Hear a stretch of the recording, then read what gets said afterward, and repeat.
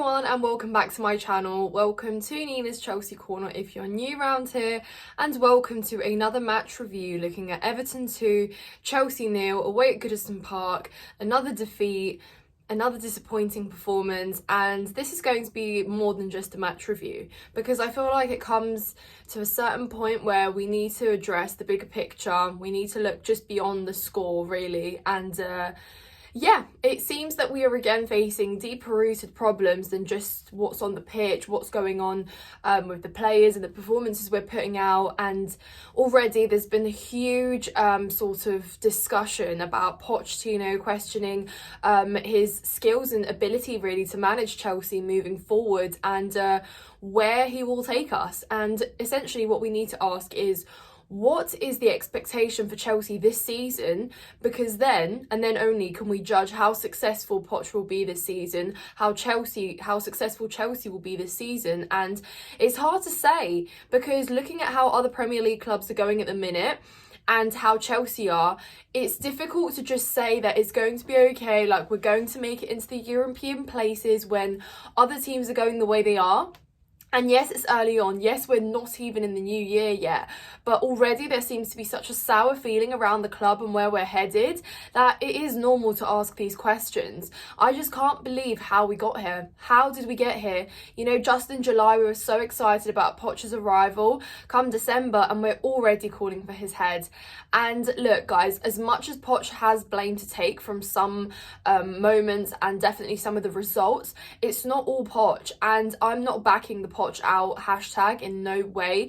Honestly, like whatever happens, one thing is for certain: we cannot sack another manager just 4 months after he stepped foot in the dugout. It's just not, it's not the way anymore. Like that's the regime we're trying to stray away from. But that being said, I do also understand that we can't have a manager that thinks this is okay and accepts this as our reality and says that the players just aren't good enough or that we just don't have enough experience in the squad.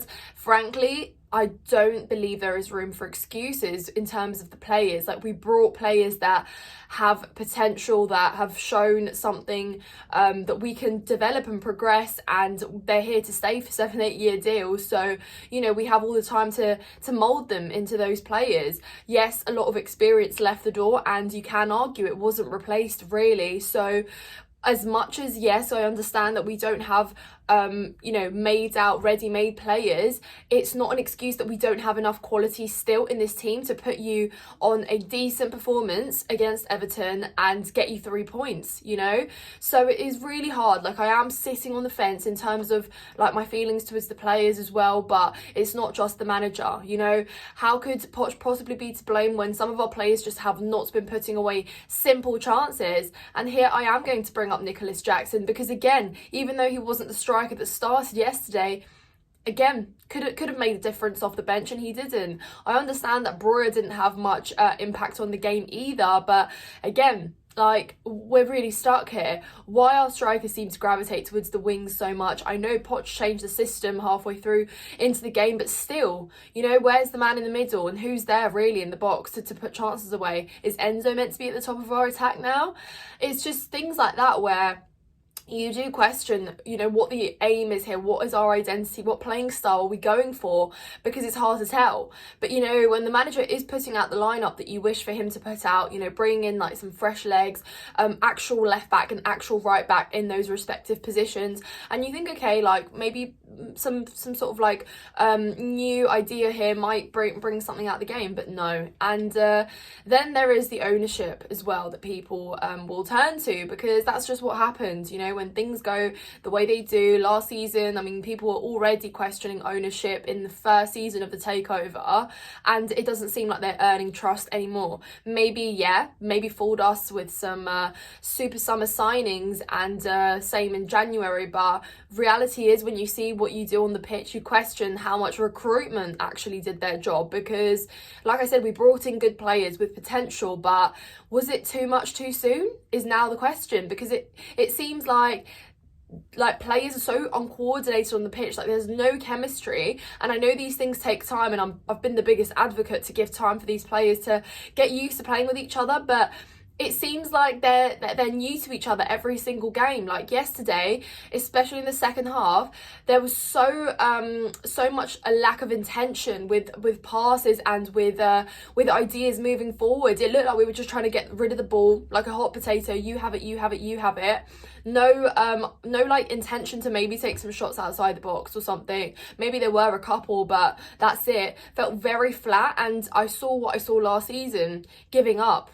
And that is something that I thought at least we've improved on this season, because we've seen that games where we have gone 1-0 down at home or away, we've still managed to at times get a leveller, find another goal, you know, fight and push for that extra sort of motivation. Where we've had a man sent off, we've still, you know, tried to see the game through. And that's where I thought, okay, that's a big improvement from last season, because last season where we conceded 1-0, that's it. Just blow the full-time whistle. Like, game is done, nobody really cares. And yesterday I saw the same thing. And then of course Everton pushed for that second goal because they saw we gave up. Weakness. They saw weakness and they exposed it. And you know what? Hats off to Everton. If you're an Everton fan, you've got so much to be proud of. You know, 10 points were wrongfully or whatever deducted from you, and you've taken that and you've put a positive spin to it. You fought in every single game. You're literally meant to be above us in the table had that not happened, and rightfully so. What's our excuse? We haven't had a points deduction. We're not playing in Europe. What is the excuse? Injuries? No, frankly, that's not good enough. Every single Premier League team has faced injuries. They just have, playing in Europe too. So it's so hard to cut us some slack when really we've got it easier, and it should be so much easier. Yeah, I can't help but feel angry, guys. I can't lie to you. I've been very positive, and I've tried to really give everyone in this team benefit of the doubt and say that we do have potential, but it does take time. But frankly, I'm not willing to sacrifice another year outside of Europe, or maybe even two, or however long this will take, to better our chances to challenge for the title in 5 years.